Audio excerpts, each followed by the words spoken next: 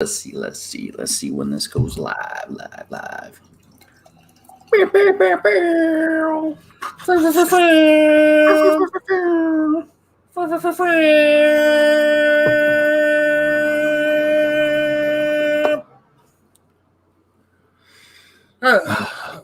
would love to see Kopitar get his 1,000th point on Byfield's first goal.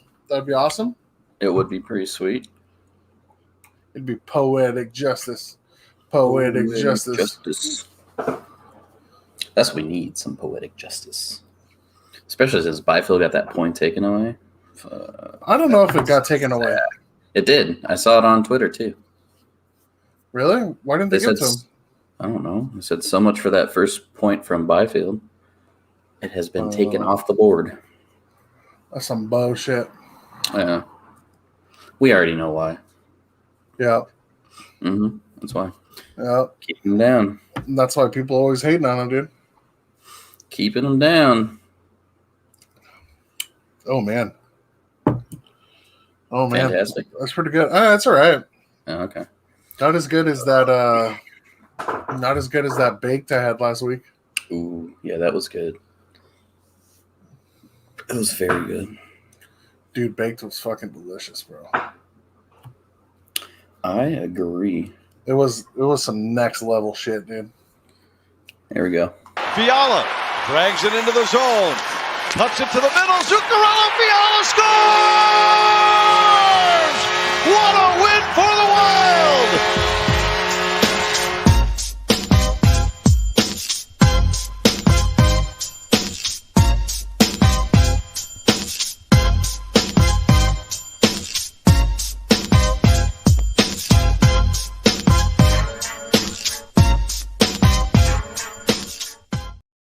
Welcome back, Plugs and Thugs, episode 96. Hey! Hadouken. Just gave a Hadouken. Hadouken! Thanks for that. Yeah, welcome in, everybody. We'll have some people trickling in. We're here, episode 96 in the neutral zone. As you can see, Zach and I are here by ourselves again. Dave was called in late. Scott has some personal stuff going on, and we're still here to talk hockey. We got plenty of shit to talk about. We usually have people chiming in. Season's winding down. We're both watching the Kings game. Zach, as always, is a little bit ahead of me, but and I'm also blatantly obvious about me watching the Kings game. Literally watching right. You can always see. Yeah, you can just see it in your glasses. Let's go, dude. I'll try not to get too excited if Byfield scores his first goal. Is this the Brokeback Mountain podcast? I don't know if you want it to be, John. Nah, it can't be, dude, because you're not on it. Oh, got him. Got him! No, this is the Only Cans podcast. Mm-hmm. I like that. Mm-hmm. It's back here. Posted it. Such a good name, though. It really is. It is clever. I'll give it to him. But yeah, just welcome in, guys. As always, give us the follows. You see all of the social medias right here on the bottom, as well as catch Zach and I on what? Yep. Hold on. Catch us on the media show on Wednesday. Yep, we're gonna have a really fun pre-playoffs. Pre-NZHL playoffs media show that we're going to do some first round predictions. We're going to have a special guest who's going to have some really cool things to say, and a special segment on defensemen, which is going to be really cool. And a whole bunch of other stuff that we normally cover, recap the season. And then you can always catch Zach and Dave on Zach and Dave Made podcast, right? Which I believe we're going to record this Thursday. Yeah, you're supposed to record last week, but for serious this time. I was tired, dude. I was a little guy last week. And then you can also catch me and Dave on the Dungeons and Dummies podcast with Alex on Sundays. That's always a good time. Yes, it is. And I actually was able to make it yesterday. Tuned in. That was a fun episode. lots of fun. It's fun to do, man. Like that's the beauty of it, is it's fun to do. That it is. Chubb, thank you for tuning in, even though you continue to say no for everything that the bot pod posts for us. Appreciate it. Morning. Yeah, thanks, bud. Morning.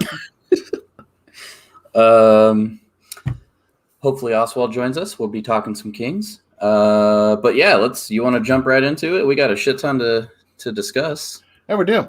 So second part of NHL US deal is completed, as Turner Sports will be the company other than ESPN to host NHL games.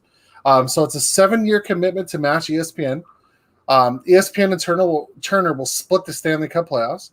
ESPN will get a more comprehensive regular season coverage. Turner will host the annual Winter Classic, which I'm stoked for. Turner pumps up the what am I trying to say here? The production value. Yeah, they bump up the production value. 3 of 7 Stanley Cup finals. The Stanley Cup final will be on TNT, which is dope. Turner's agreement also covers digital content, including games for streaming services. So we can start to see live sports on HBO Max and highlight rights with the Bleacher Report. So, I mean, that's dope, dude. Hey, Bettman doing some work, bro. Just so you guys know, Zach's running through all the shit, but we're going to have our things. We're going to talk about it, give our thoughts on this shit. This is a really big deal. So spend some time on it. The biggest part about this, NHL rights revenue will more than double from an average of $300 million to $625 million a year. This is huge, especially I guess we could start there because it is the biggest piece, especially with everything that's gone the last year and a half. Yep. The NHL was already kind of one of the 4 main sports in the United States. They always seem to have the least amount of revenue, the least amount of coverage. And then, this past off season and now within the last week or last couple of weeks, we get news that ESPN signs them back. And then now Turner Sports gets it. So ESPN, the reason why they're going to get more coverage on regular season as well, they're dropping $400 million a year, and $225 is coming from Turner Sports. So that's kind of this is the biggest thing about it, dude. Is in the past, what was it? 2011 was the last year for ESPN, right? So in the past year, the NHL has not only grown like substantially, but they've made the game so much more marketable that now you have the likes of ESPN essentially coming crawling back, dude, saying, please give us this TV rights deal. Yeah. We're going to give you more money than what NBC was giving you. And then you have Turner Sports, who recognizes the marketability of the NHL and says, here, have some more money. We'll give you some more money for this.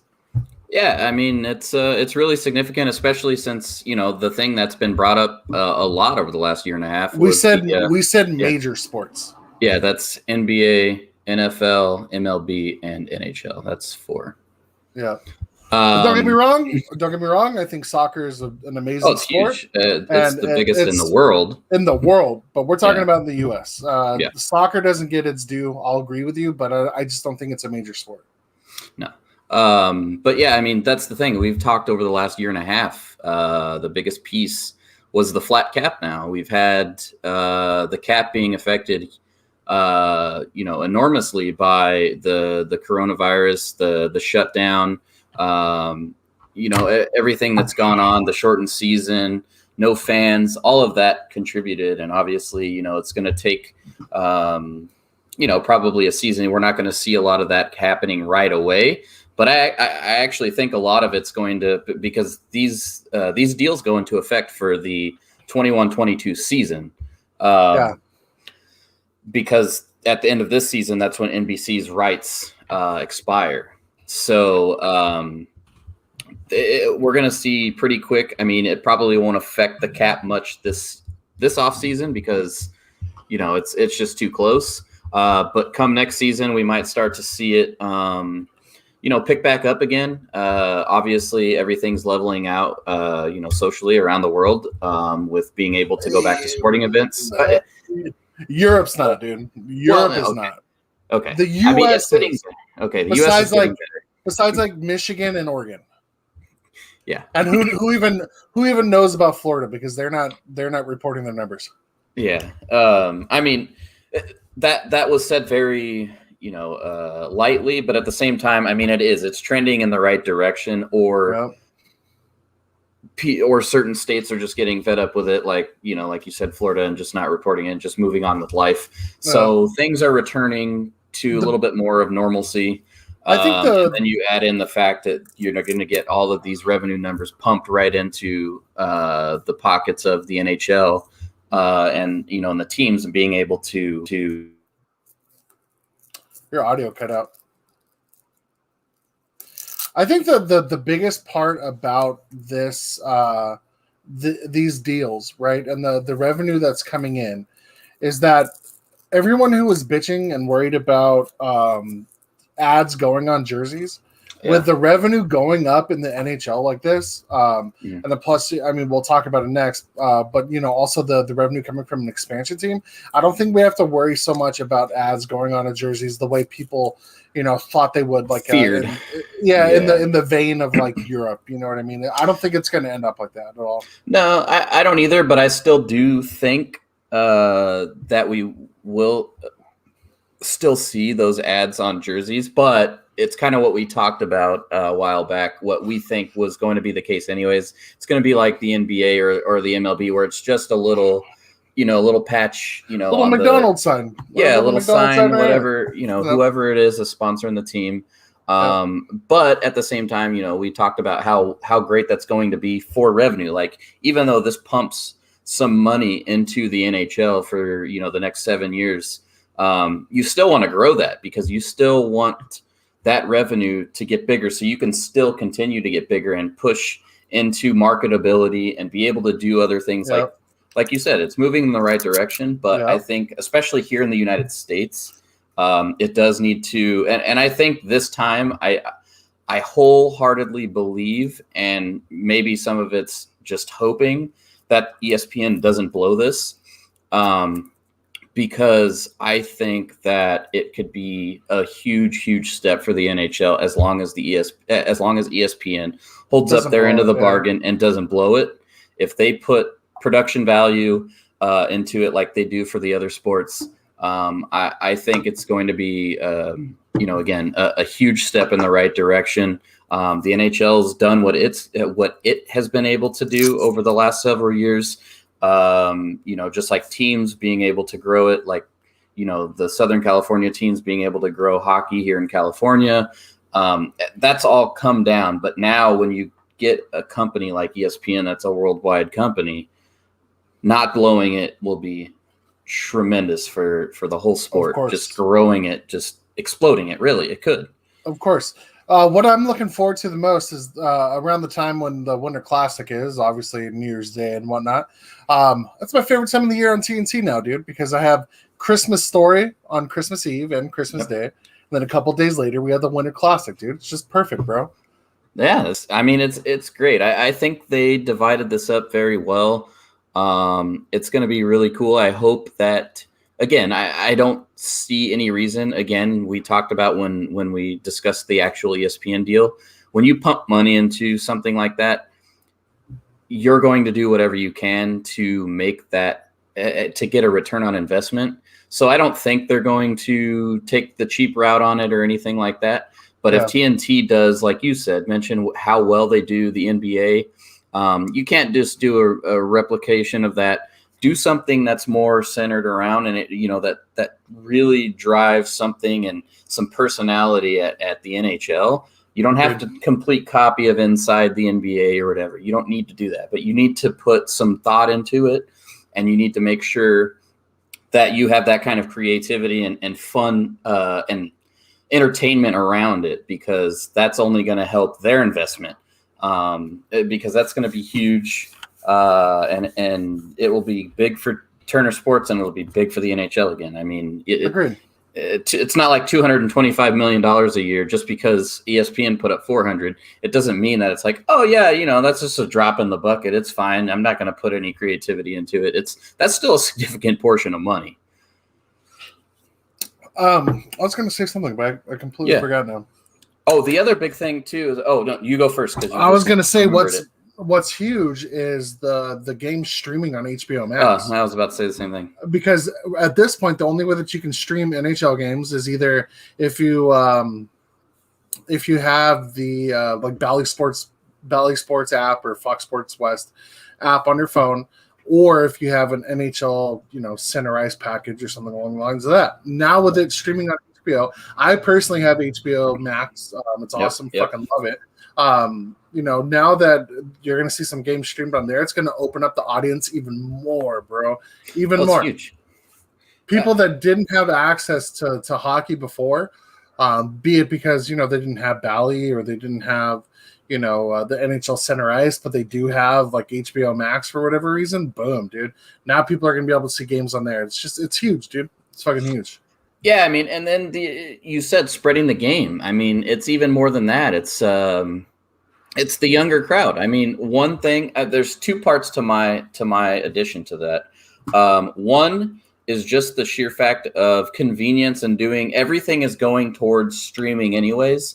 We've heard about it over the last several years. Like most stuff, eventually there's not going to be hey, you have to buy, Spectrum and have all these fucking channels. It's going to be streaming service for, you'll have Amazon, you'll have all the top guys have whatever channel packages you want, and you will only pay for what you want to get. You want ESPN, you want HBO, and it's going that direction anyway. So this is big just for that aspect, being convenient, and everybody in the younger generation just wanting to be able to stream. Everybody streams, whether you're streaming yourself or watching a streaming service or whatever it is. That's the way it's moving. But then even that, bring up the younger generation. That's the biggest aspect. If you want to grow the game, you want to hit in the areas that the younger crowd is using. That's why they did the Bleacher Report too. That's why they're getting the highlight rights. Bleacher Report is a huge application that people, of the younger generation mostly. I mean, yes, there are, always outside, what do you call it? Things outside of the normal, what you're trying to hit, that market. But most young people go to like a Bleacher Report for news because they do a lot more entertaining things, and they have the streaming services, and they have they're geared towards that generation. So this is huge too. Because you want to grow the game, you want to go to the crowd that's going to explode the most and give you the most viewership over the next several years. Yeah. So that's a huge thing too, is just that, and they're giving them the rights for highlights. So obviously ESPN probably, has their own, because ESPN has a big portion as well. So that you'll see a lot more NHL on top 10, things like that. But I think that's a really, really smart move for that whole deal. I mean, I don't think the NHL could have done better on their agreements for this. It's all about the memes, bro. So, I mean, Bleacher Report is famous for putting out lots of sports memes. Yeah, you're right. You're going to get a lot of them. You're going to get a lot of them now. The whole entire deal, man. Again, dude, kudos to fucking Gary Bettman, dude. You can feel whatever way you want about him, in regards to the Florida Panthers, the Arizona Coyotes, the lockouts, stuff like that. You can feel whatever way you want about him because of those things, and I don't blame you. But the dude has done so fucking much to grow the league. It's fucking ridiculous. Yeah. It's absolutely ridiculous. NHL is now up in that tier where you're going to start hearing about it as if it was football or basketball or baseball. And he has done that. He has brought the league into the forefront. I said, I mean, look at what they did with COVID-19. The whole entire world, sports world, was talking about how they handled COVID-19 and how the production value and how they did such an awesome job with the Stanley Cup playoffs. And then they really hit it out of the park with that. So now you have this revenue deal and just knocking it out of the park, bro. Just fucking, he's Albert D'Elia, bro. Just hitting dingers. Just hitting dingers. That's right. I like it. I like the comparison there. See, and you're going to get plenty of those from Bleacher Report. Zach, there's your application right there. Yep. Fucking Gary Albert D'Elia Bettman, just hitting dingers, bro. Just hitting dingers. Yeah, I mean, so that was a huge thing. That happened actually, I think, on Monday of last week. Yep. We just got talking about other things, didn't get to it. Yeah. So I'm glad we actually saved it for this because it leads us into the next big news that happened last Friday. The Seattle Kraken made their final payment to the NHL. So they are now officially the 32nd franchise, even though they were given approval for that. They're not official until they, I think it was $625 million expansion fee. It was around that range. They made their last payment last Friday. So now they can begin signing players, making trades, putting action plans together before the July expansion draft. Exciting. Very exciting news. And it's just great timing, too, that happened right after the deal. And it's just a really, really exciting time, especially with the ups and downs of this season, as much as the NHL knocked it out of the park for the playoffs. There's been a lot of, especially with the Vancouver Canucks thing that we talked about. There's been a lot of issues there, but it was perfect timing. We're getting closer to the playoffs. And so now the Kraken are officially a team, and they can begin. The Kraken got it cracking, dude. They're ready to go.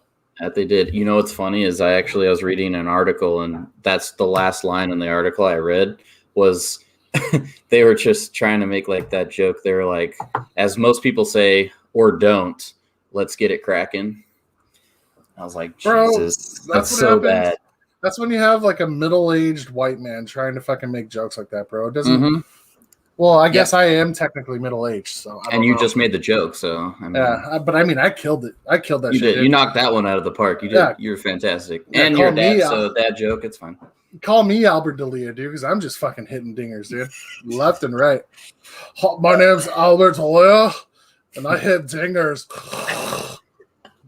Definitely a mouth breather. Oh, for sure.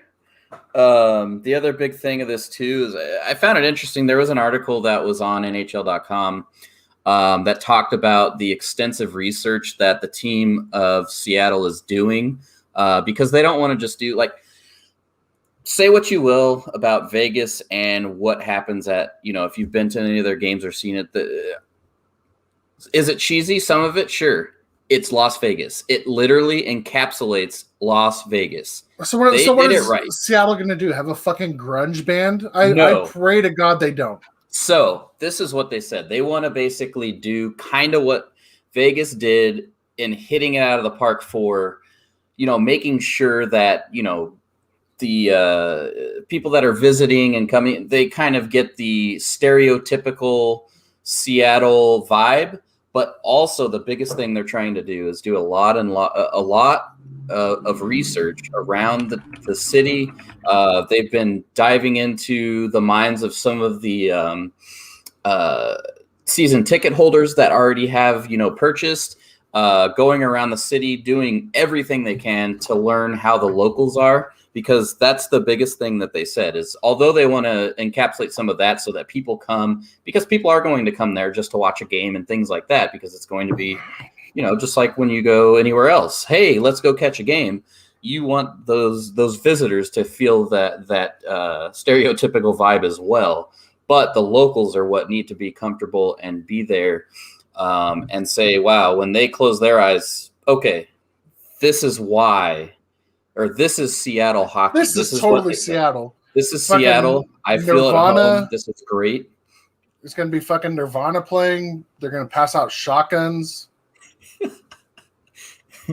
Shotguns? Let it rain. They're going to make rain inside. Kurt Cobain, shotgun. Oh, yeah, there you go. I got it now. But I just thought it was facelift. That was the biggest thing they wanted. Like they referenced Vegas and said, because I do agree. I mean, there are people, yes, it's a little cheesy. I hate Vegas. I hate Vegas, dude. Yeah, but you just don't like how Vegas is in general. Like, I hate their fucking the grandiose of it, bro. It's just so ridiculous. Like, it's stupid, bro. It's fucking dumb. Are you talking about the city? The Knights? No. Just the Knights like stadium or arena like show that they put on. It's fucking stupid. I don't know. See, I'm on the fence with that one because, like, it was really stupid. And when they kept showing it over and over, like, they usually cut the pre-games off when you're watching TV. But every single playoff game, when they were in the playoffs, they kept showing that pregame, and it's like, all right, now it's ridiculous. When you go and you watch the game, I had a fun time. I did go there for a season, so I get it. It's new. I haven't been since. Yeah, but you were also completely shit-faced drunk. I don't. So I don't. Period. The whole game. No. Tanner says it differently. No, that's not true. That's not true. Tanner, I was perfect. You're listening. Get in on this. I was, because it was before the game and into the first period. I was fine after the first period. Well, that's when they have the fucking grandiose fucking shit, dude. Yeah, I know, but I'm just saying. I think it's cool. Even when I watched it on the first time, when I watched it on TV, I still think it's cool because it legitimately screams Las Vegas. Because if you go to Las Vegas, that's how all the shows are. They're all over the top. That's what you're trying to do, encapsulate the city and share that to everybody else. I agree. I don't want to watch it 8,000 times, don't get me wrong. But could you imagine being a season ticket holder? Oh, I know. But then you just start going after it. I mean, that's what I'm saying. Like, it's cool and it is what it's supposed to be. But if you have to watch it on repeat, that's the thing. That's when I got irritated with it, when they kept showing the pregame like every fucking game for the playoffs. It's like, dude, we get it now. This is whack. But when you're there, it's different. Yeah. This is whack. This is fucking whack. Yeah, I mean, that's what it is. It literally is over the top, just like the city of Vegas. That's what it is. But wow. Seattle wants to do it. They want to make sure that they're not just, doing that over the top stereotypical stuff, whatever that is for Seattle. I've only been once, so I couldn't tell you. But they also want locals to go there, be comfortable, have a great time, and say, yes, this is Seattle hockey. I'm glad that, the Kraken are here. That's basically what they're trying to make sure. Speaking of Seattle, did you know that Seattle has a citywide happy hour? What? Yeah, a citywide happy hour, dude. No way. It is known, and people go out and drink at this happy hour. Huh. Yeah.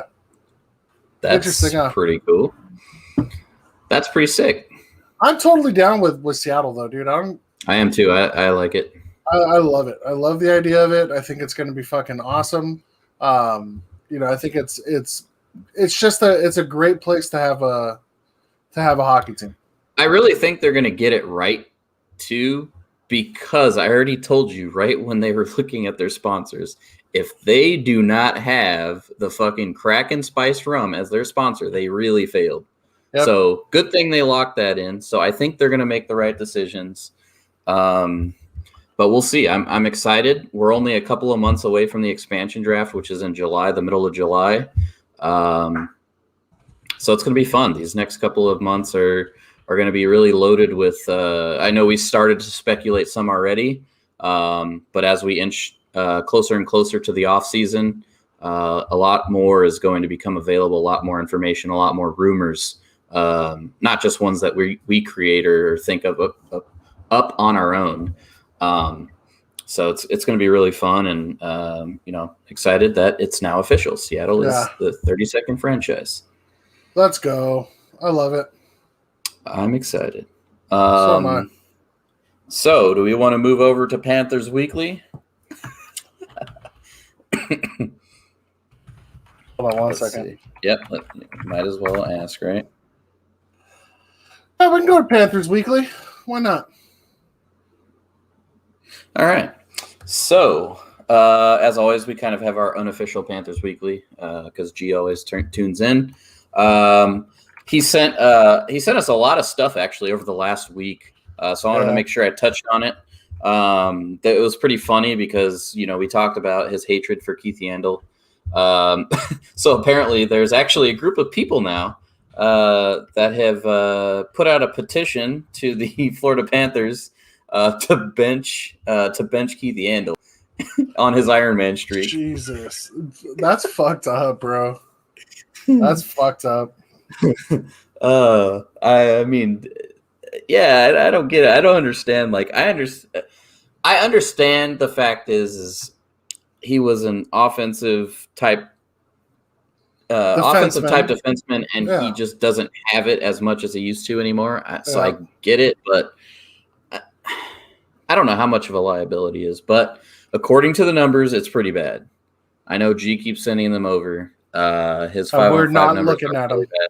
I am not looking at them right now. Some of the numbers I need to get better at some of these analytics that they start fucking putting out because I would like to be able to interpret them. But half the time I'm looking at them and it's absolute gibberish to me. Yeah, he just doesn't make any sense. Makes absolutely no sense. So actual cool news, and man, this guy is a beast. I mean, Spencer Knight. Kid is a stud. Spencer Knight. I mean, yeah, stud is all you can really say. I mean, he's just doing franchise goalie shit, dude. I mean, he really is. And we talked about it last week. Not only is he coming out there, he made his first start. He had, got a win. He had his interview and he just looked poised. He wasn't, he wasn't nervous. He wasn't overly confident. He wasn't anything like that. He was literally going out there almost like a veteran, doing his job and just carrying himself with almost like a veteran at this point. He's only now 4 games into his career. For a playoff team. And I mean, so before tonight, Spencer Knight last week, at 20 years old and 10 days, became the second youngest goaltender in NHL history to win each of his first 3 appearances of his career, behind Bill Ranford, who was 19 years old and 110 days, in the 85-86 season with the Bruins. But after tonight, he stands alone. He is the youngest ever to start his career at 4-0. He won again tonight. I mean, that's fucking nuts. Like all the players that have come up, I mean, in all the years that the NHL's been playing, and we're watching a kid that came out and recorded history. I love it, man. I just he's gonna be the real deal for Florida. But what's interesting to me and like what I find incredibly funny is what the fuck are they gonna do with Sergei Bobrovsky, dude? I know that's the hardest piece. I don't know what you're gonna do because at this point you're gonna want to keep you want a reliable. You're not gonna have Bobrovsky backing up with that fucking contract. No, you can't. It's 10 mil. Yeah, you look terrible. I mean, you already look terrible enough as it is. Fucking signing him to that deal, but now you have a fucking actual franchise goalie who's 20 years old, who's going to be there for the long haul, and you're paying this goalie 10 mil. You know what's going to be funny is if they can't get rid of Bobrovsky, and because they can't get rid of Bob, they lose Spencer Knight. I would laugh. How would they lose him? They don't have to expose him. He's on his ELC. No, I'm saying in the future. If they can't move Bobrovsky, and they eventually lose Spencer Knight because they don't have the cap space to fucking... They have cap. So if anything, I can see them even doing whatever they have to do, cutting him or eating a significant portion of that contract to move him out. Because at this point, there's just no legitimate way that Spencer Knight is not your starter come next season. Oh, agreed. Yeah, 100%. And but again, I mean, you're going to be paying your backup 10 mil? No, I'm saying they're going to have to eat a significant part of that contract to either move him out or they're just going to have to just cut Bobrovsky or something. I don't know. I don't know what the cap penalty is going to be on that. But that just seems way more logical. Honestly, dude, like they can only retain 50%, and 50%, he's still at $5 million. That's a lot of money for Sergei Bobrovsky. Yeah, it's going to be really interesting. This offseason is going to be very interesting, and it's not just because of Seattle. It is. I think so too. I agree. And then the other thing, we talk about starting jobs. So I guess G also sent over basically a quote. They asked Quenneville, I believe today or yesterday, point blank, if Spencer Knight has earned the starting job already. Essentially, he said, yeah, all right. Well, essentially, he didn't say no. He basically said Spencer Knight has come out. He's been an absolute monster. He's earned time. He's been an excellent goalie, and didn't give an answer. But they're going to have to figure it out pretty quick, because you want to give a young goaltender not the confidence, because he has it, obviously, but more of the predictability going into the playoffs. We're not talking about like if this was a regular, if it was a while ago and we're still got half the season left, it's a different story. You don't really need to do that. But you're going into the playoffs in a couple of weeks. I think you'd want to let your rookie goalie know, and you'd want to let your team know who the starter is going to be going into the playoffs. Yeah.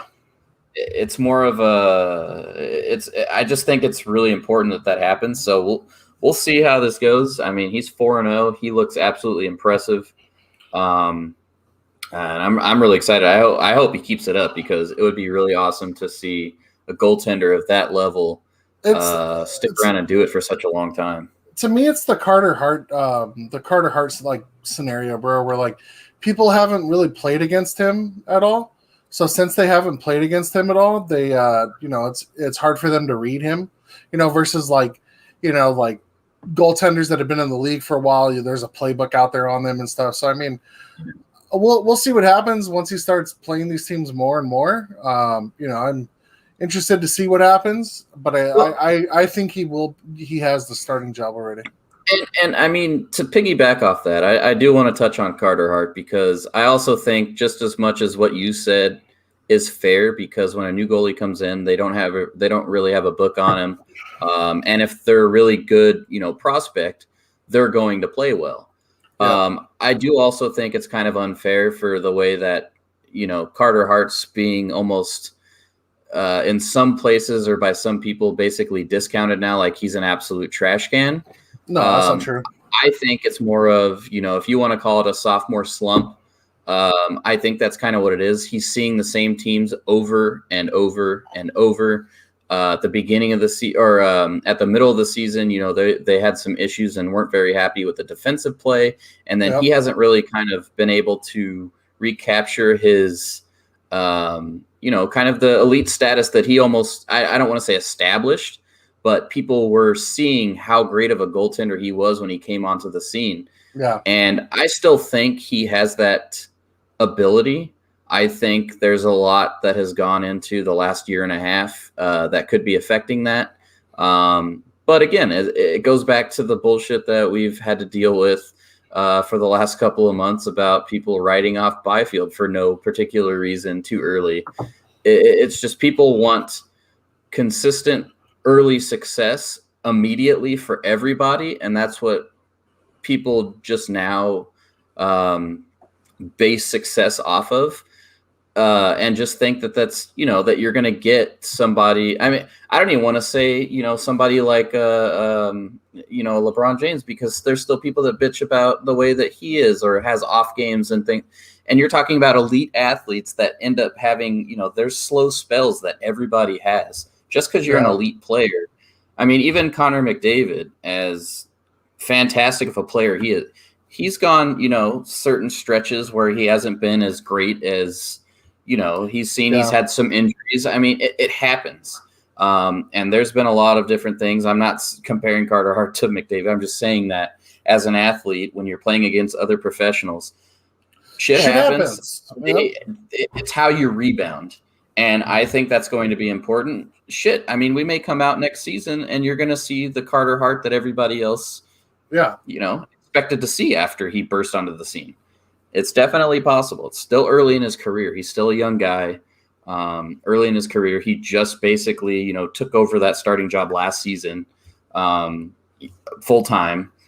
So I just wanted to make sure I touched on that as well because we brought him up. So I think Spencer Knight, the same thing. I'm not saying he's even going to he may not have a downturn. I mean, he may not have that sophomore slump. Everybody's different, but it does happen. Yeah. You know whose career got turned around in Florida, right? Fucking Sam Bennett, dude. Remember how pissed off I hate Sam Bennett, but still. Remember how pissed off G was when he was like, you guys went and got Sam Bennett and paid that, and Taylor Hall was out there. Oh man, it is paying big dividends for. He's playing center for them too, man. He never played center in Calgary that I remember. I mean, whenever the Kings played him, I don't remember him, playing center at all. Yeah, I mean, and he's fit right in. He's playing top 6 minutes, and I know G's really completely 180'd on his view of Sam Bennett. He even said he may end up getting a Sam Bennett jersey. So we'll see how that goes. Now he's a Sam Bennett lover. He is a Sam Bennett lover. And I think he brings a really, really important edge for them going into the playoffs too. Because when you thought of Florida, you didn't think of them having a physical edge, and now they do have that physical edge. Yeah, and he's fit in really, really well. Turk, do you guys always fart in the shower or just sometimes? I absolutely always do. I love farting in the shower, dude, because it's like a coffin of smell. It's funny, and plus it reverberates off the walls too. So it's like it echoes. Yeah, dude, it's awesome. Like I farted in the Grand Canyon or something. Do you guys spread your butt cheeks when you fart in the shower or no? Oh, I do. I want to hear the rumble. I want to hear the rumble. That's right. No, but no. No, wrong show. Wrong show. Thanks for tuning in though, bud. Appreciate it. Yeah, he probably just tuned in to say OB tits and left. Probably. That's all right though. He's a good guy. That's fine. Yes, he is. Butta's a good guy. Smells like the trash dump on a rainy day. Pretty much, bro. Pretty much. Yep. That's for sure. That's exactly what it smells like. It smells like 10 times worse with the hot. Yeah. Mine smells like McDonald's if they had a flood. Hey, look, he's still here, dude. Love it, man. Thanks, still here. Awesome. Thanks for staying tuned, dude. Like I said, great guy. Appreciate you. Mm-hmm. But yeah, so Sam Bennett, he's fit in well. I think I really think his edge is going to be really, really important for the playoffs, even more so than it has been so far. I think your edge is going to be important, dude. Mm-hmm. Yeah. I like to edge sometimes. What? Yeah. Chicky parm mixed with puke. Disgusting. Don't ever say that again, dude. Don't you don't you dare defile chicky parms like that ever again, dude. Bro, I just bought ingredients to buy chicken or to make chicken parm because you guys have been talking about what? Chicken parm. Chicky parm. Chicky parm. Sorry. There we go, dude. I'm gonna revoke your chicky parm boy tag, bro. If you don't defiled chicky parm like that again, man. All right, chicky parm. I got it. No pukey parm.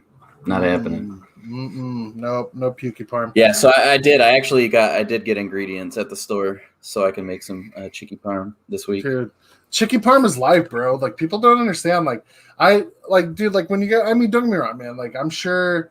I mean, like I've had good cuts of beef and it's good, right? But nothing, dude. And I mean, nothing. They're different. You can't even compare them. Nothing will ever beat a bomb chicky parm, bro. Nothing. There's nothing in my eyes. There's nothing out there that could beat a bomb chicky parm other than a great al pastor burrito mojado, dude. Give me that wet burrito with al pastor all day. Yes, my Boner did just almost knock my microphone over. Those I am two. sitting really close to it, but it did almost happen. Chirk nose, dude. Chirk nose. Or steak millionessa, dude. Like breaded steak. Chicken fried steak. Amazing.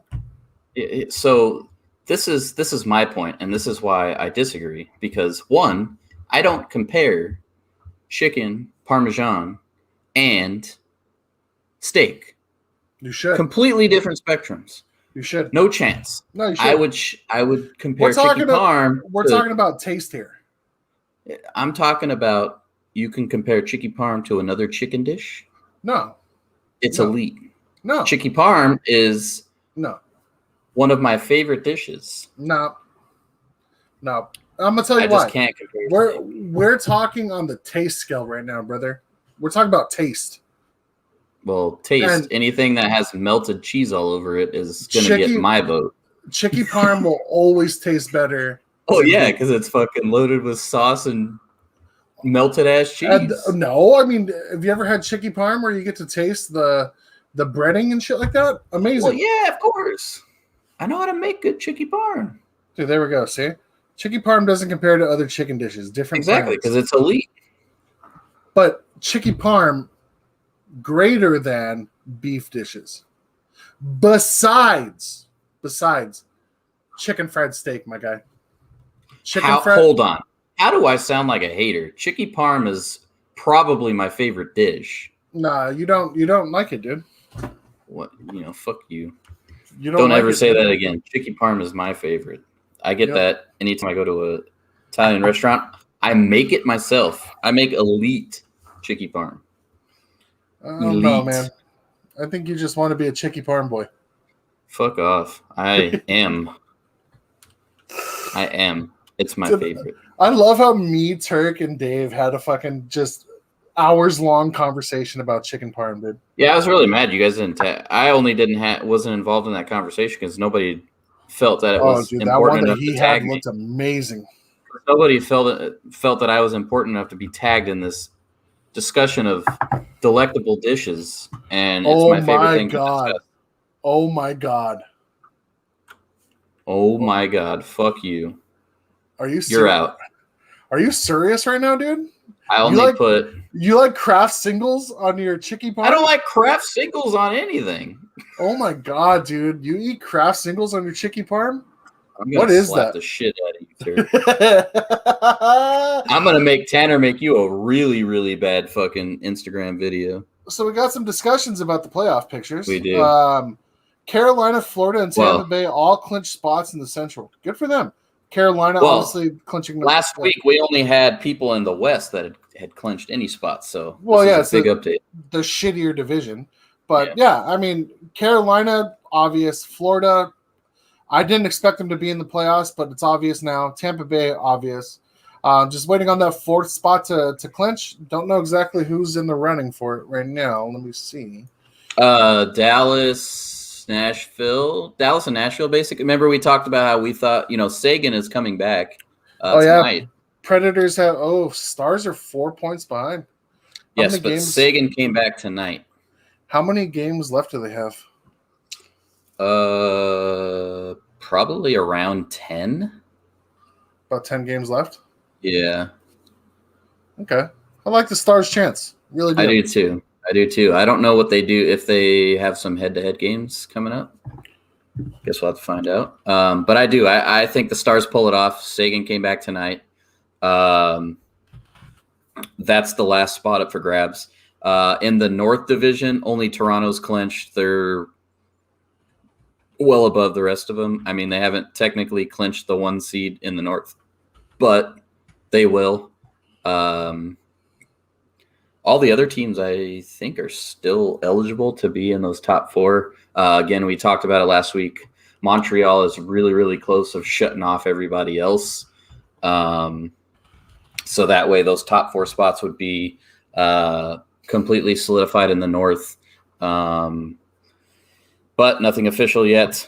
And then we have the East Division that is already shored up on the 4 spots. Washington, Pittsburgh, Boston, and the Islanders have all clinched playoff spots in the Eastern Division. All 4 spots are still up for grabs as far as seeding goes. But those are your 4 Eastern Division playoff members. The Islanders surprised me. They're not. They've just been so consistent over the last handful of seasons that it's just hard to discount them out of the playoffs right now. True, but with Anders Lee going down, yes, you're right. Devontae's leaving. I thought there were too many holes, and they surprised me. Good for them. What do they have? Barry fucking Trotz. Barry fucking Trotz. He finds a way. He gets it done. He has a great system. Their goaltending didn't miss a beat after they lost. They lost Leonard. They get Varlamov. They've been utilizing a 1-2 punch. Varlamov's kind of got the edge there, but they've still done great. They played great defensively, and they're just getting it done. Found their way into the playoffs. They're that quote unquote, what do they call them? The boring team, but they're a solid team, and they can just get it done. So pretty much we're getting down to the last few spots that are open. I think the North Division will probably be almost decided by recording time next week, probably way earlier than that. Like I said, Montreal was kind of closing off the last 2, the other 2 teams that could even crack there. I think they had, when we looked last week, they were up by like 6 or 8 points. So it's just a math thing right now. So that was, we got that coming. I think next week we'll do a playoff. Yeah, we'll almost be able to do a playoff preview. Because I think most of there's only going to be a handful of games that are going to be remaining because of reschedules. It'll be mainly because of the big Vancouver debacle, because they had to reschedule way more games than the other teams had to. Because I think everybody was going to be done by May the 10th or something like that. And then they pushed that back to like the 12th because a couple of other teams. And then Vancouver happened, and then it was like, okay, we'll have to decide this later. So there's a decent amount of games that are left. But we'll probably have most of the playoff spots shored up. Moving into another crazy stat. I know we continue to talk about it. Another North Division. As Berkey said earlier, he said it's the Mickey Mouse division because nobody plays defense or goaltend. But still absolutely impressive. It's a 56-game season, and we got Connor McDavid that needs 13 points in the final 7 games to hit 100 in a 56-game season. Dirty. And just to put into perspective, that kind of seems, I don't want to say out of reach because it is Connor McDavid. Not that it's out of reach, but it might seem difficult on the surface, like, oh, is this going to happen? Connor McDavid, just to put into perspective, this season has had 18 times this season in a 7-game stretch, he hit at least 13 points. So absolutely doable. And then you throw in the fact that tonight Connor McDavid had 3 points. So now he needs 10 points in the last 6 games. He's going to hit it, bro. He's going to hit it again. He's in the Mickey Mouse division. Nobody plays fucking defense. No, but still impressive to have 100 points in a 56-game season if he gets there. Even having 90, that's wild. Huge. Yeah, that's wild. Because I think that was my bold, wasn't I think that was my bold prediction for Kopitar. I said he was going to hit 90 points in the 56-game season. He's on a sick one, dude. I think he's got 70 points, but he's not going to hit 90, unfortunately. It was a bold prediction, but McDavid already hit 90 and surpassed that today. He's just on a sick one, dude. He's on a sick one. Yeah, he is. He's an absolute monster. Speaking of, well, I don't want to say monster. He's new. I know how you feel about this kid, but Cole Caulfield scored again tonight, an OT winner. making him the first player in NHL history to score an OT goal in back-to-back games for his first 2 goals. First 2 career goals. I think he's only played like 4 games or something too. 3 or 4 games. He's only played 2 games. 2 games, yeah. Oh, okay. Well, never mind. I mean, good for the kid, dude. I'm happy for him. He's short as fuck, but I'm glad to see him getting it done. He's short as fuck, but he's getting it done. He's fast as fuck, boy. He's short as fuck, boy, dude. But still, I mean, that's pretty impressive. That goal he scored yesterday in OT was actually pretty impressive. That dish from Jeff Petrie was a good dish. It was a nice dish. So. Oh yeah, no, it was nice. I mean, so far he's looking comfortable. He has looked pretty. He's actually looked pretty well on the ice. I don't think. I know we had this conversation already. I don't think the size is going to deter him very much, just because the direction of the game is kind of going fast and smaller. Side. I know the defensemen are big, or still can be big, but I think he's going to find. I hope not. I just don't think that's going to be the case, but we'll see what happens, man. That we will. Oh, you ready to get into some fun? Fucking everybody's favorite player. The guy is just an absolute fucking moron, dude. Like legit, dude. This guy has no fucking brain cells, dude. No fucking brain cells. Or respect at this point. I mean, for a while, I never really liked the guy, but I thought a lot of it was, some of the stuff was kind of borderline. It's shit happens, things like that. But after tonight, Tom Wilson, I mean, he got, I think it was 3 penalties in the second period. He basically fucking what do you call it? He fucking pile drive fucking Panarin, and then he punched fucking Buchnevich in the head. Buchnevich in the head in the goal crease after the play was already dead. While he's on the ground. Mm-hmm. Panarin comes to get him off him, like, what the fuck are you doing? Whatever, blah, blah, blah. And then he fucking flips him. Yep. And then proceeds to punch Panarin in the head while he's on the ground. The guy is just a fucking piece of trash, man. That's what it is. So even to add to that, the flipping of Panarin ended up injuring him. He did not return to the game. So he got 3 penalties, including a 10-minute game misconduct. I would assume, especially after already just coming back from a suspension about a month ago for a handful of games. Probably going to hear from player safety tomorrow. I hope so. And I hope they fucking give it to him, dude, because the guy is just a fucking idiot, dude. Well, at this point, like, again, it goes back to what I said. Like, yeah, okay, there's been a couple things, and I know when we talked about his, I think it was 7-game suspension recently, people kind of thought, and for a little bit, I didn't even say if I agreed or disagreed. It had been a couple years since he had been really in trouble getting a suspension or anything like that. So technically he wasn't considered a repeat offender for the NHL. Obviously a repeat offender to everybody else is you've done it before. But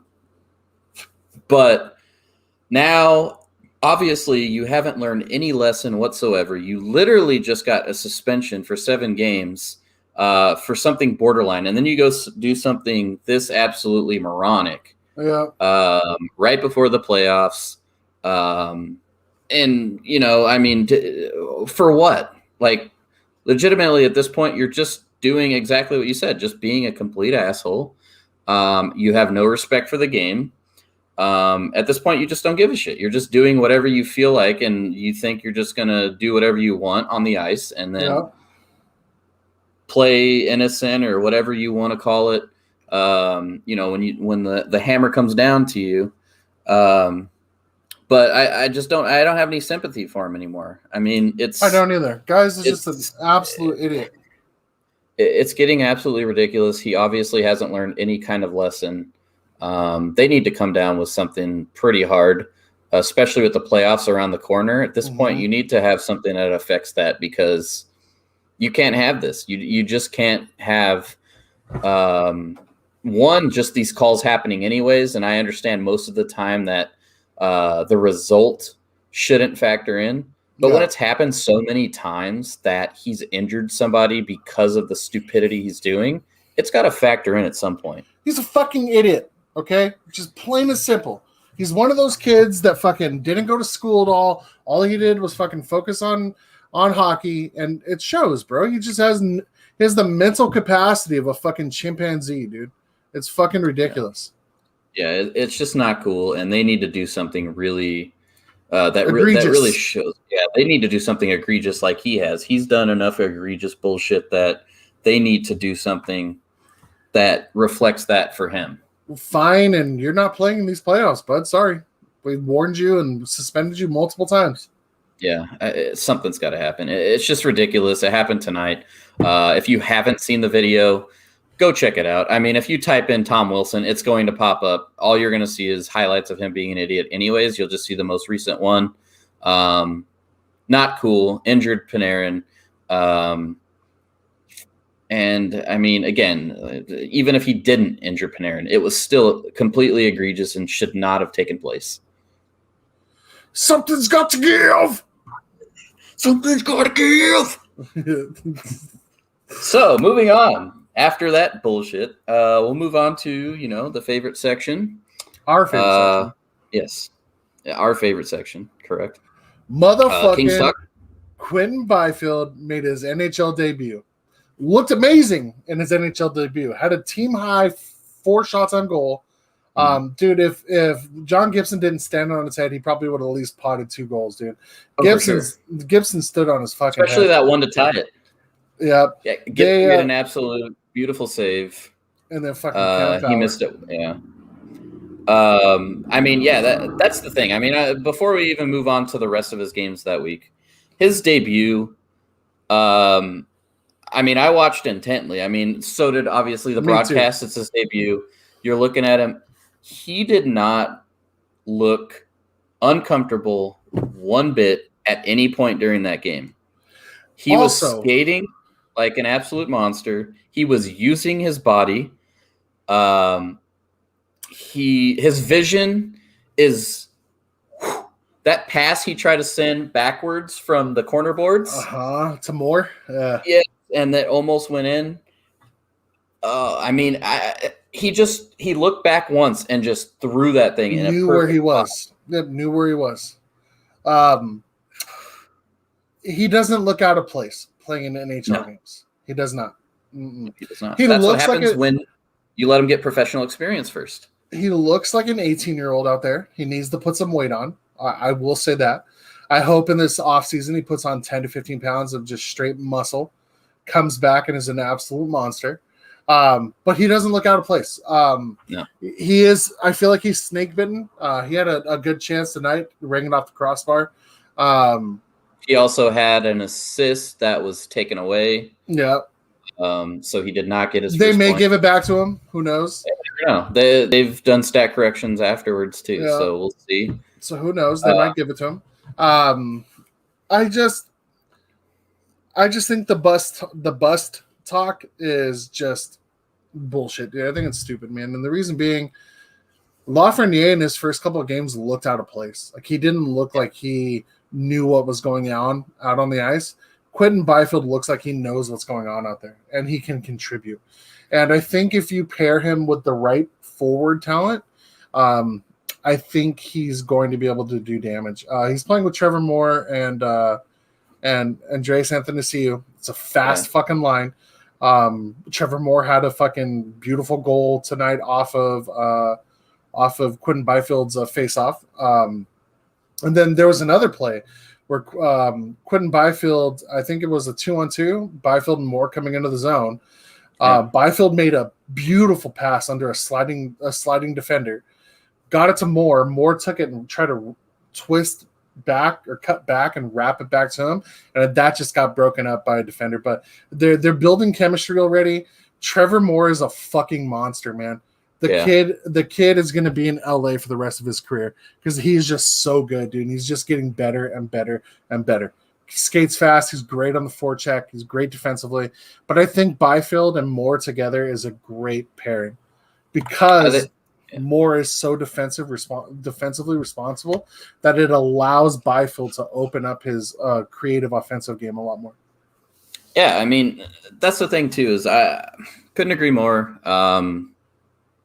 with the fact, we've talked about it before, the whole bus thing. I think most people don't think that. Yes, we have a collection of people that do seem to, that we happen to know that are bringing this up. They're pro scouts. Yeah, they're pro scouts that don't get paid for it. But that's what they do. And some of it, I think, is partially trolling, and some of it, they're just, I don't know, they're just unhappy with how his WJC went because they're Canadian. I don't know.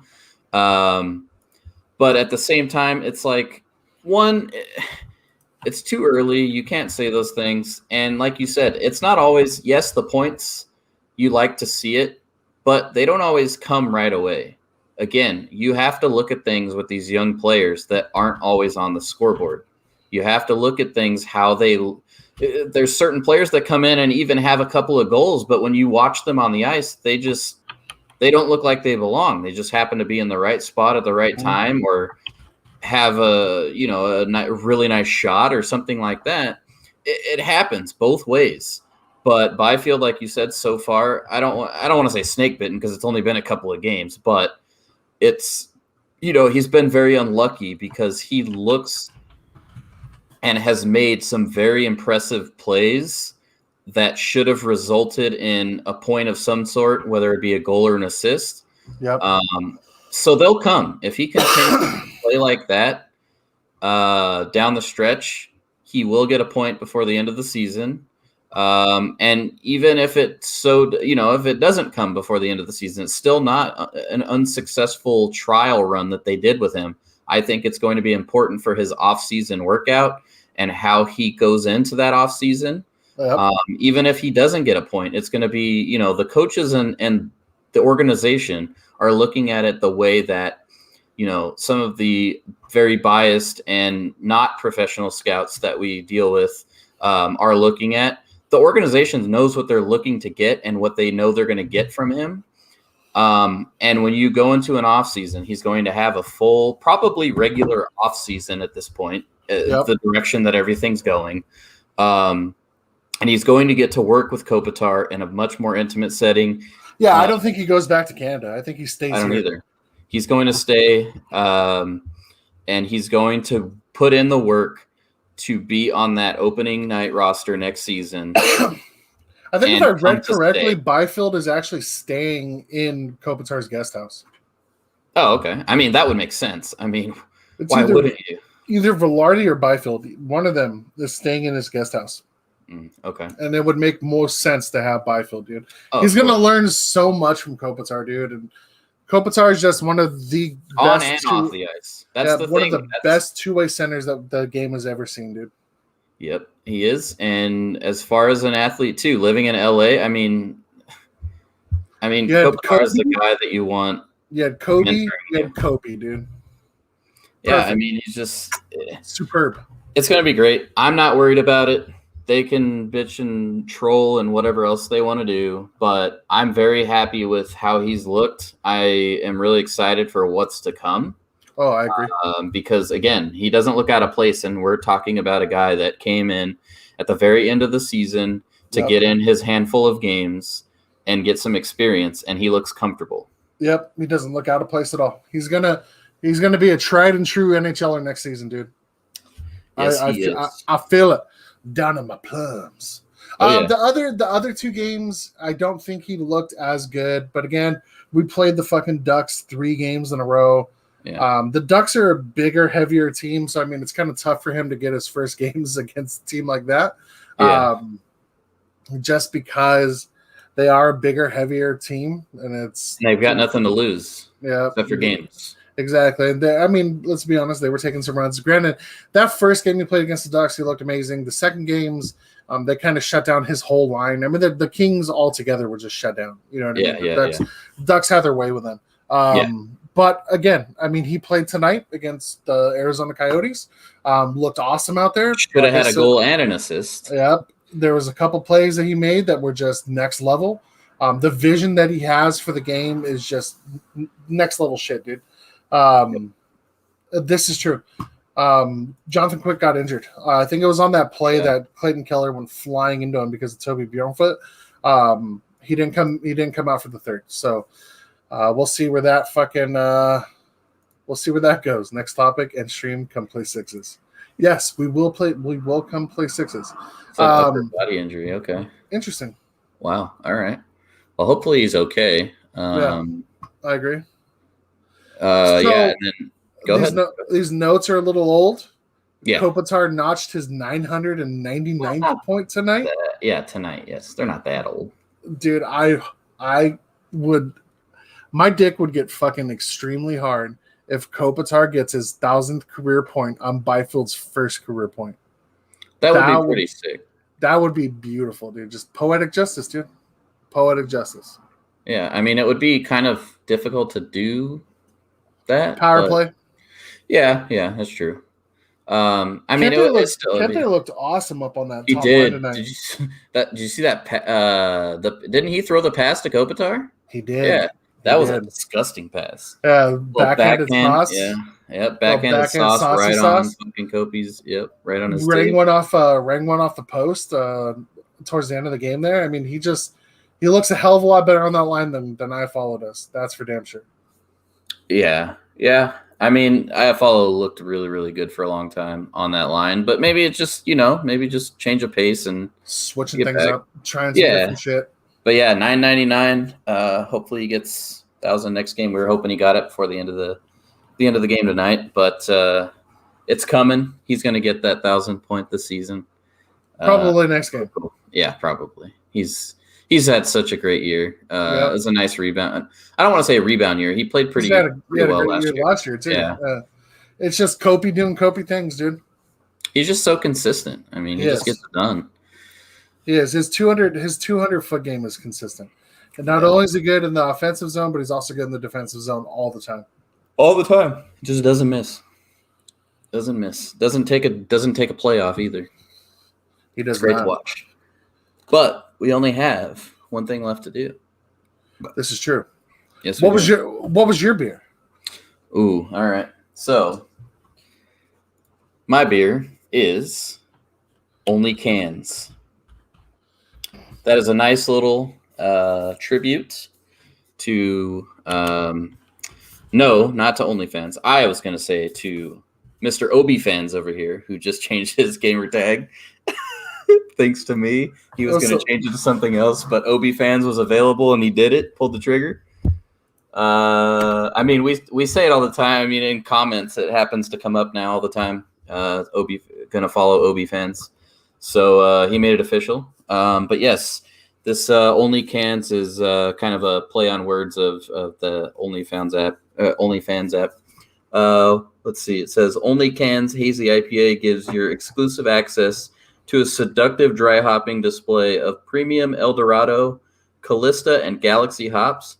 Remember, you get what you pay for. Only this time, you won't have to hide the charge on your bank statement. And then there's another one that says influence. It says, this isn't your average thirst trap, in quotations. Sure, you do have to pay to see what's inside, but this is a different Only Cans Hazy IPA.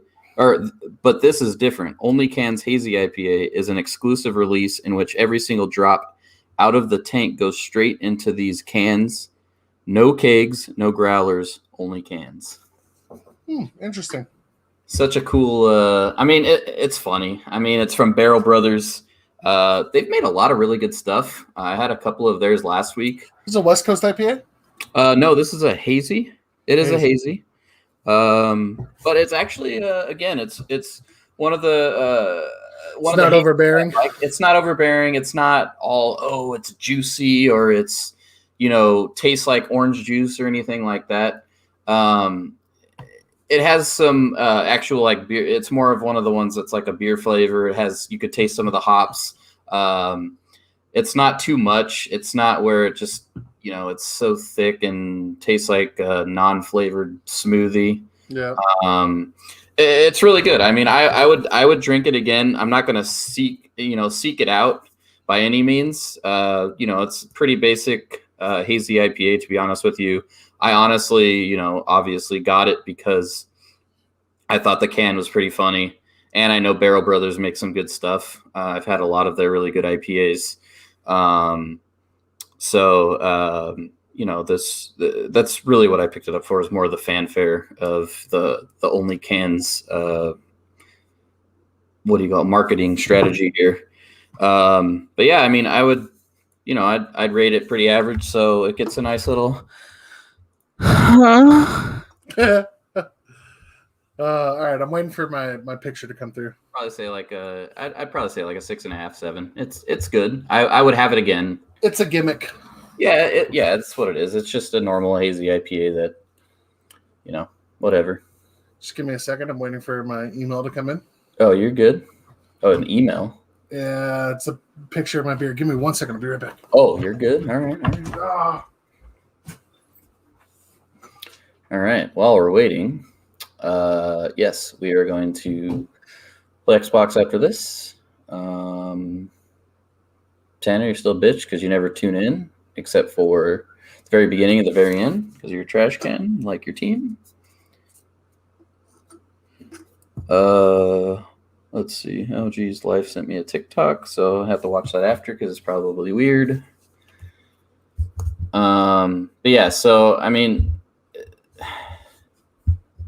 we're already on to beer, so I don't want to go back to hockey. So never mind. I was going to talk about, the Kings and looking forward to next season. We're not mathematically ruled out, I don't think. So we'll see what happens. Don't think we're sneaking in. I think Zach is on his way back. Oh. Yes, he is. What did you do? Hold on. My bad. It's fine. Did you? Your boy had a pee so bad, dude. Oh, okay. I was like, did you fax yourself the picture and you had to go grab it out of the fax machine? All right, I'll just use this picture. Here, let me share my screen. Yeah, I was kind of surprised you actually didn't give in and have a beer with me tonight. I did. Oh yeah, that's right. You had you just finished it pretty quick because it was a smoothie beer. Never mind, I forgot. That's my bad. Okay. All right. So what I had on Saturday, Creative Creature put out a 6-pack of beer for Revenge of the 6th. It's the play on May the 4th be with you. Revenge of the 5th, I think. Yeah, Revenge of the 6th. Yeah. So this one is called Bantha's Milk. It's actually an oatmeal milkshake ale with blueberry, raspberry, slush syrup, marshmallow, and milk sugar. God. Dude, it was bomb, I wanted to find some of those Creative Creature. I saw their I got a couple of them. Some of the stuff. I got that one. I got the Thai Fruiter, which is pretty good, and then I also got the Mango Fett, which was essentially like a mango smoothie. The Bantha's milk was really, really good. Mm-hmm. The fruit flavors weren't overbearing, so it wasn't like the most sour in the world. Okay. The oatmeal that was in it was very smooth. It made it very creamy, very smooth, really easy to drink. I fucking powered through it, bro. I drank that thing so fast because it tasted so good and it was so easy to drink. So if I had to give it a grade on the Moan scale, I'm gonna do an oh fuck. It was delicious. I enjoyed it a lot. Will I buy it again? Yes, but I'm only gonna give it an 8 out of 10 because they could have done more with the fruit flavor. If it was more fruity, I think it would have been better for sure. I do. Since you brought up a Saturday beer, I did want to give a shout out to this beer that I had. I was actually going to save it for tonight, and I was hoping. No, I'm not being racist, but I was hoping Dave was going to be on it because he would appreciate it. It was called Los Revolucionarios. Yep. Did you see that? Yeah, I've Oh, seen okay. it. I've seen it at Have the you bottle had it? shop. No, Oh, okay, I cool. don't really Dude. like Mexican style lagers. It's not. It's a What? double IPA. Oh, it is? Yeah. I could have sworn it was a Mexican style lager. No, I'm not it's too privy on those. I mean, they're good, but Oh no, this was a double IPA. It was 8.5%. ooh, It was really good. I would definitely I would actually go and buy this again. Like I almost texted Andy and asked him to hold me one more. yeah. It was really good. It was really good. But I was going to save it for that, but then I was like, I really wanted that type of IPA when I was when I was drinking at that time. I was like, fuck, I really want that, because I had already had that triple latte IPA thing that I had. That was pretty good too. But yeah, no, that was really good. I definitely, if you see it at the bottle shop again, yes, it's not a Mexican lager, and you should really try it. It's really good. Oh, I'll give it a shot. Yeah, I'll pick some up this weekend because they always have it. Oh, okay, cool. But yeah, I mean, that's all we have. Pretty much it. Hopefully we'll have somebody back with us next week. Hopefully. Dave, Scott, or Alex, one of them. Or this is the Neutral Zone podcast right now. I mean, this is it, guys. No, they're coming back. They'll be back. Appreciate you guys tuning in. Make sure to follow us on all the socials that you can see down below me. Or if you're listening, you can find us on Twitter at In the Neutral Zone, NTRL Zone. Instagram, it's at itnz.hockey, and then In the Neutral Zone Hockey Podcast on YouTube. You can also find me and Daniel on the Neutral Zone Hockey League Media Show on Wednesday. We'll be going over the playoff picture for Neutral Zone Hockey League, and we're also going to have a special guest going over some top defensemen in our league. You can also catch me, Dave, and Alex on the Dungeons and Dummies podcast every Sunday at 6 around that time. Honestly, man, that's probably one of the most fun things I've ever done as far as like a podcast goes, dude. It's so different, and it's so much fun, like being like a character like that, dude. It's awesome. Yeah, it's a lot of fun. I think on Thursday you'll probably catch me and Dave on the Zach and Dave Make a Podcast show. So make sure to keep your eyes out for that. More than probably me if it's the same topic, right? Yep. We're going to be talking about white supremacy and the COVID vaccine. Or COVID vaccine, sorry. COVID vaccine. So, yeah, should be a good show. But, yeah, man, as they always say. After our playoff game. That is true. Games. We play each other. We do play each other. Fuck you. As they say, boys, with that being said.